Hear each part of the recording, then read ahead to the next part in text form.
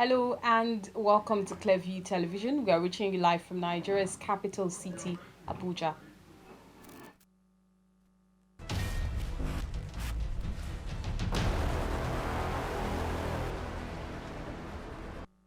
A jealous lover, Chibisi Irem, chops off his girlfriend's hand for allegedly dating another man. President Buhari sacks two ministers in a minor cabinet shakeup. Joint Admissions and Matriculation Board JAMB says no uniform mark for admissions into the nation's tertiary institutions for the 2021-2022 academic session.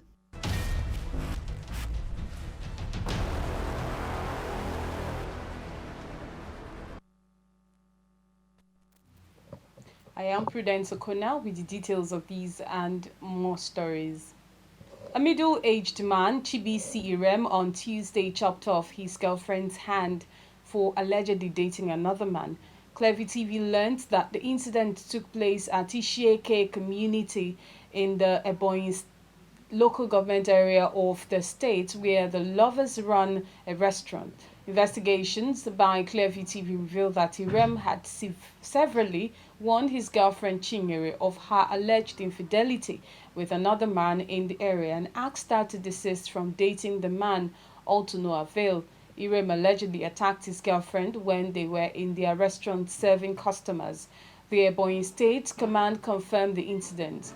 The Police Public Relations Officer Loveth Oda said police in Ebonyi State are on the trail of a young man whose name was given as Chibisi Irem, who allegedly attacked his girlfriend with a machete at Ishieke in Ebonyi State local government area.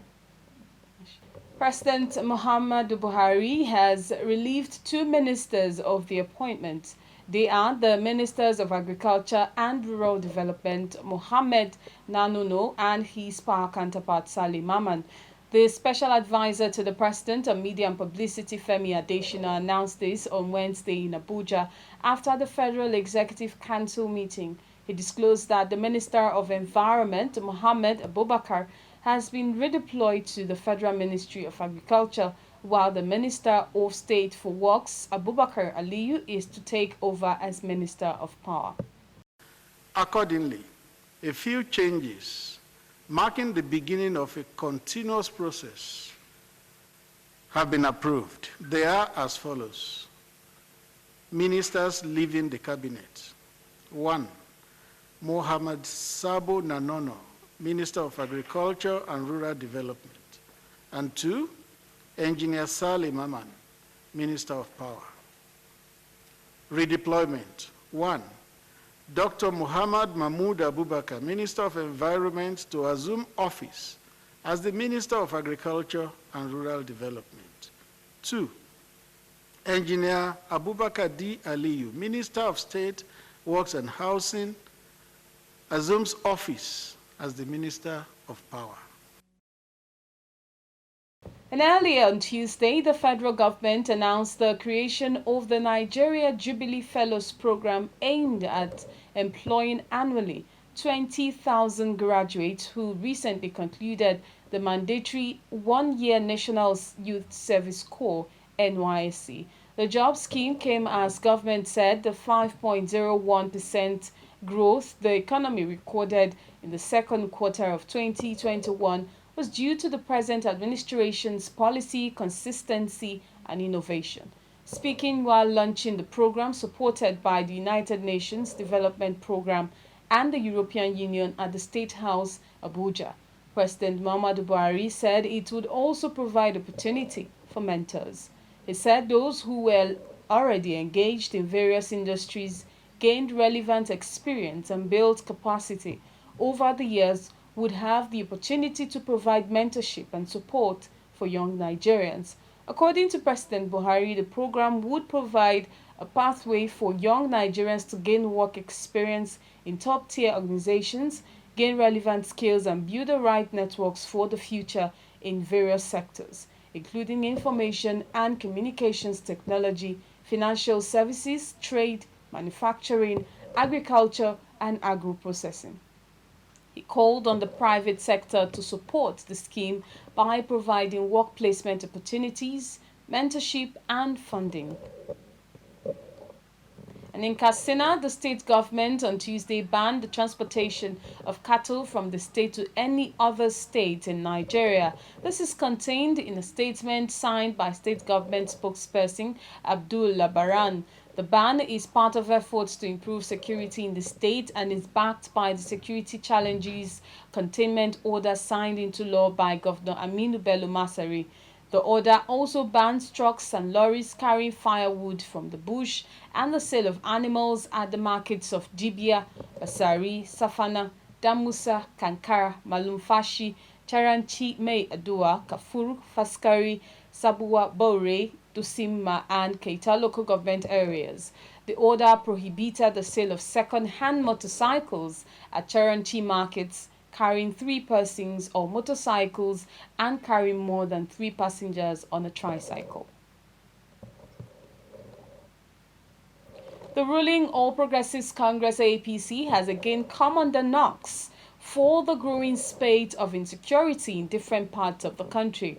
Reacting to last Tuesday's mayhem in Yelwan Zangam community in Plateau State that left more than 35 people dead, several people injured and many houses razed to the ground. The main opposition People's Democratic Party PDP lambasted the APC administration for failing to live up to its campaign promises, which included protection of lives and property of all Nigerians. Addressing newsmen in Jos, the state chapter of the PDP lamented that rather providing security for the people, the APC has displayed crass incompetence in managing the crisis in Plateau State that resulted to the avoidable deaths and loss of property. The spate of insecurity in Plateau State, like some other in the country, has led to serious concerns among Nigerians within and outside the country. The concerns were heightened following a resurgence of attacks and killing of innocent individuals within Plateau State, a development that resulted to accusations and counter-accusations between herders and natives in the state. Political parties are not left out in the blame game, as the All Progressive Party (APC) fired the first salvo, accusing the main opposition (PDP) of being behind the recent killings in Yelwan Zangan community. In its reaction, the PDP, through its caretaker committee public secretary, expressed shock over this allegation. We have read with absolute shock, disbelief, and consternation the latest statement by the APC in Plateau State, blaming the PDP for the tragic insecurity in the state. We have always known that the APC are desperate power seekers made up of some Nigeria's most incompetent managers. But we had not imagined they could go as far as gleefully dancing on the grave of the dead.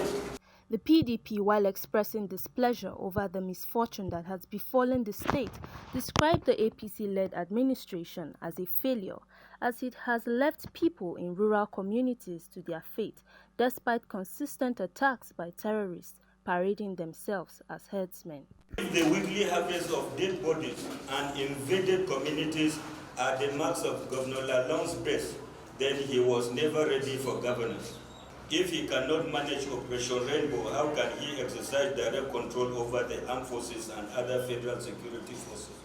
While sympathizing with the people of the state, the PDP pointed accusing fingers at the ruling APC administration of Governor Samuel Lalong. The PDP said Governor Lalong has weakened the Plateau State security outfit, Operation Rainbow, which is aimed at protecting communities from attacks within the state, and has resorted to begging for assistance from the federal security forces. Gloria Atta, reporting for Clearview Television. Justice Adamu Mohammed of the Federal High Court sitting in Port Harcourt, the Rivers State capital, has granted an ex parte order restraining the Edo State Governor Godwin Obaseki and the state government from enforcing the order that all residents who have not taken COVID-19 vaccines be prevented from accessing public places in the state. The judge ordered that the status quo be maintained pending the hearing of the substantive suit that has been slated for September 10, 2021. A suit challenging the enforcement of the COVID-19 vaccination order of the state government was filed by an indigene of the state, Charles Osarity.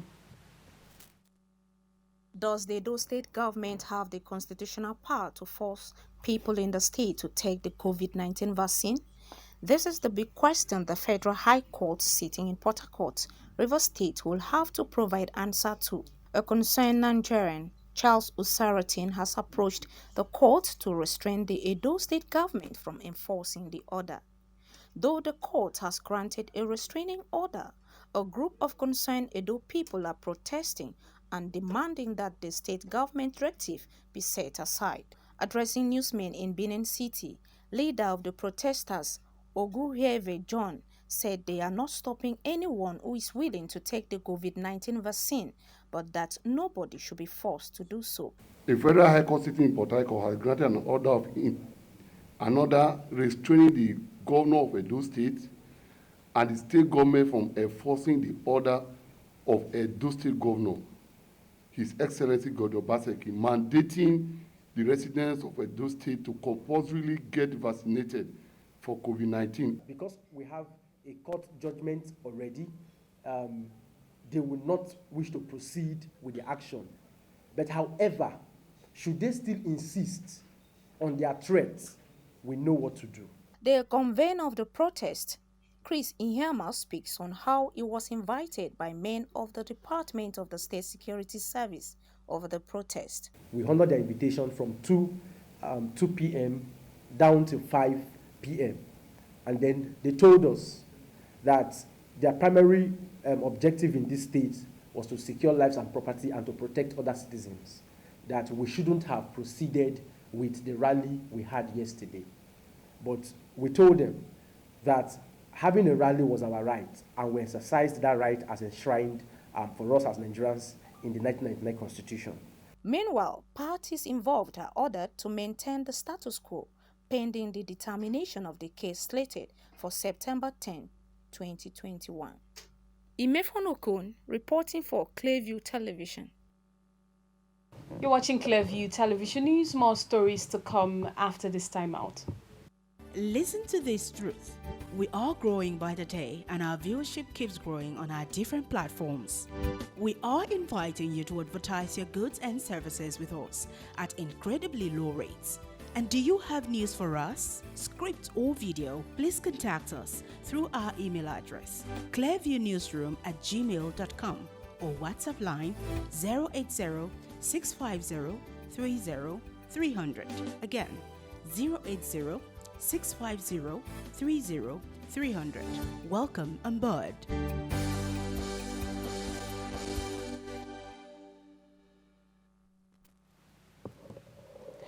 You're welcome back. The Joint Admissions and Matriculation Board JAMB has adopted a minimum cutoff mark for 2021 admissions. JAMB Registrar Professor Ishaq Oloyede displayed the minimum cutoff marks adopted by tertiary institutions at the 2021 policy meeting held on Tuesday in Abuja.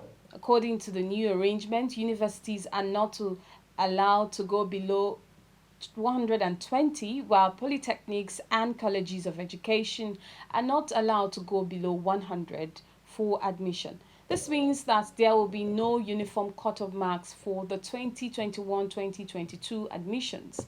On the deadline for the closure of admissions, the meeting resolved to allow the Education Ministry to reach a decision, as they could not agree on the December 31 deadline for all public institutions and January 31, 2022 for all private institutions. This is not the final score. Only very few of them. This is not the final score. So determining this, I would have suggested that let's approve for all of them what they have, since it's not going to be the last score. But everybody, before you can start admission, you must have disclosed your minimum. And then you now go on and build on it. So nobody will say a minimum is imposed on him or her. So our own suggestion would have been for degree awarding, let us approve what they have said, because that's not the end. They are still going to add post-UTME. They are still going to add WAEC. Institutions are to recommend candidates for admission after having presented to the board the following information through CAPS.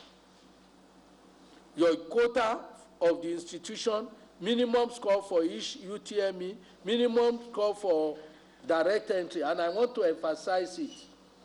For direct entry, there is minimum. The highest that somebody can have is 16 points. But the lowest allowed by law is 2. Anybody who has EE is qualified for admission. And EE is 1-1, which makes it 2 over 16. So it's allowed. But your institution can decide for direct entry, our own point is going to be 9, our own point can be 10, but unless you prescribe anything otherwise, a candidate who presents 2 subjects with EE is qualified for admission according to the general rules.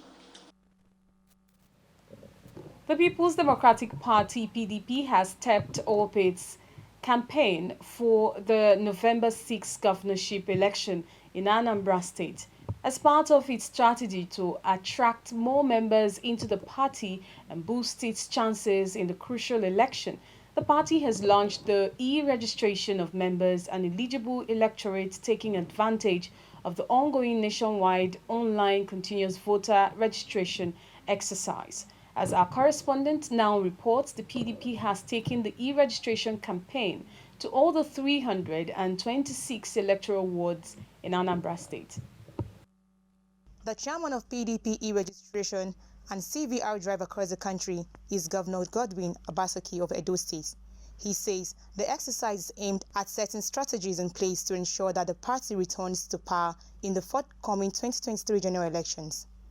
Using the November 6, 2021 governorship election in Anambra State as a takeoff point, the party said its target is to register 150,000 new members. We're not happy with the food price when they go up every day. We're not happy with the health care when they keep people. How do you stop all of this? It's only by coming to join PDP. By becoming a member of PDP so that PDP can win the elections in Anambra, win the elections in 2023 in Nigeria. The PDP vice presidential candidate in the 2019 general elections, Peter Obi, governorship candidate of the party for November 6, 2021 poll, Valentine Ozugbo, and other speakers believe that the party's strength lies in their words. As such, all hands must be on deck to change the political narrative of Anambra State and Nigeria at large. Go out to your works and work hard. Go out to your works and work hard. PDP is the party to beat in this state. And nobody is more prepared than we are for this election. From the statistics we've already seen, Anambra is not doing very well. But clearly, with this launch today, what I am expecting to see is a rocket performance where we can move to become the #1. Please, don't be discouraged. Don't listen to them. When they say, oh, we'll write it. Just like Governor Obaseki mentioned, we were there on ground in Edo, and they couldn't write the results. Anambra is not going to be any different. The forum is optimistic that the e-registration and CVR drive, which many have described as party's life wire, will facilitate PDP's return as the ruling party in Anambra State and Nigeria. An offline and online training aimed at championing the development of information and communication technology among young children and youths between the age of 8 and 18 has ended in Abuja, the Nigerian capital. Known as DigiTest ICT Camp, it was designed to develop talented and gifted children and youth for social and economic development. DigiTest, an initiative of Digital Peers International, a non-governmental organization championing the development of information and communication technology capabilities to empower women, children, and youths with knowledge and skills for effective application of ICT in various fields of human endeavor. Ms. Ibokun Odushote, a pastor in Foursquare Gospel Church and a retired permanent secretary who has served her country diligently, says this is her way of paying back to the society and her way of impacting young lives to get them ready for digital economy ahead.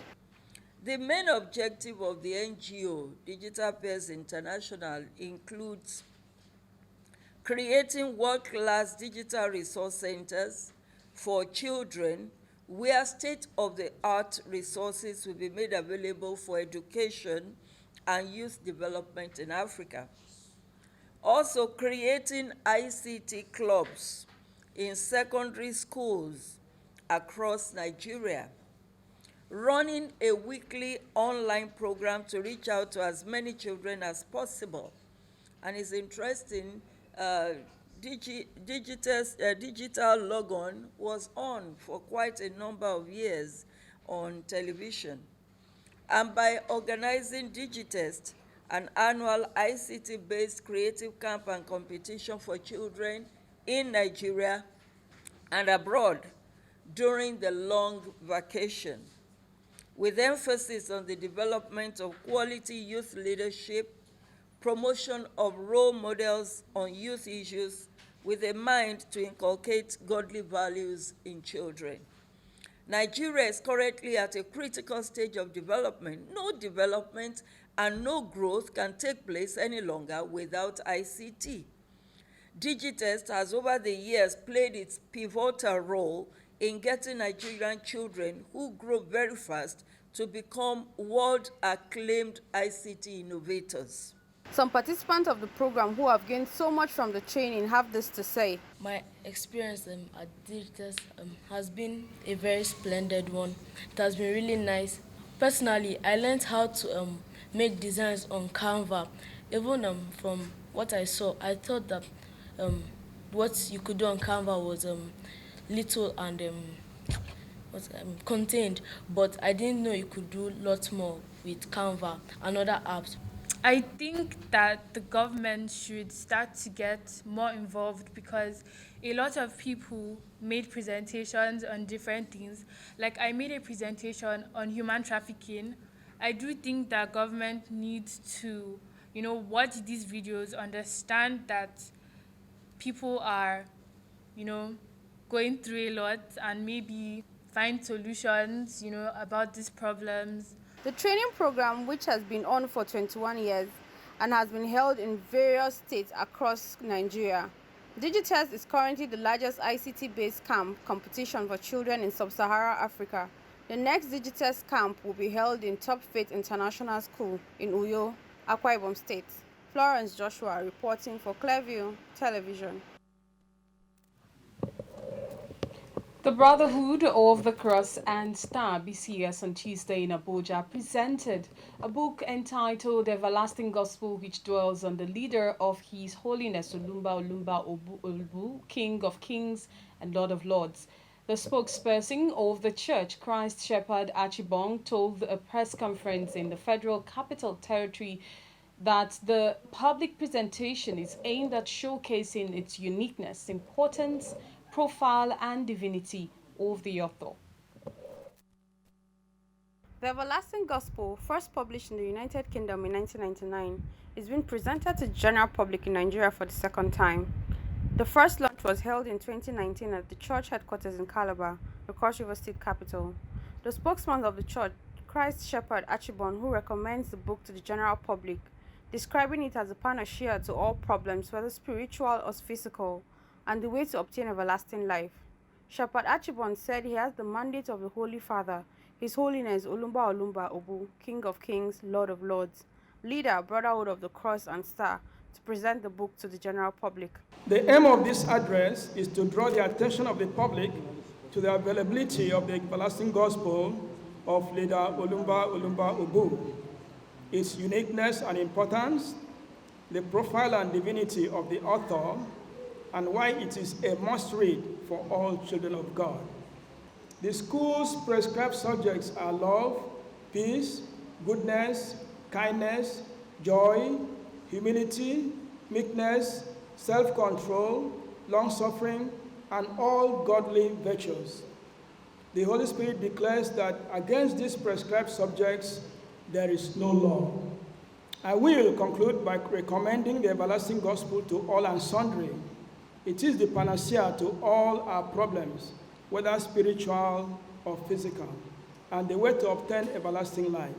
The everlasting gospel is a must-read for all, including legislators, government functionaries, businessmen and women, clergymen, practitioners of all religion, and even children, as they all need to learn and practice the way of God. It preaches love as the bedrock of the everlasting gospel that leads man to oneness and unity with other creations. Florence Joshua, reporting for Clearview Television. That'll be all, but before we go, a look at our top stories.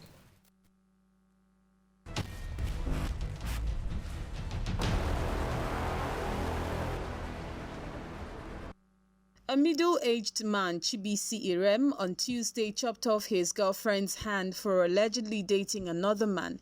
Clearview TV learned that the incident took place where the lovers ran a restaurant in the Ishieke community of Ebonyi State.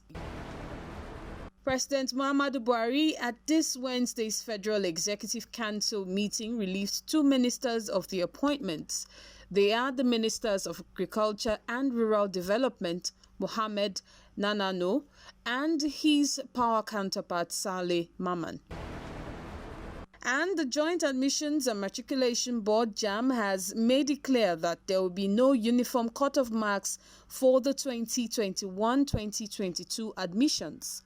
JAMB Registrar Professor Ishak Oloyede, however, said under the new arrangement, universities are not allowed to go below 120, while polytechnics and colleges of education are not allowed to go below 100 for admission.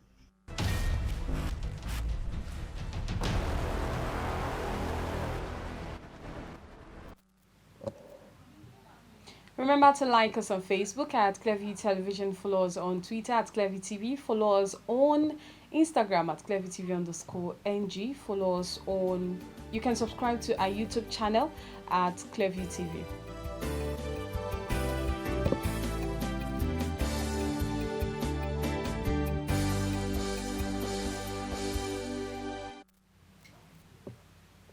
And I am Prudent Okona. Many thanks for joining us.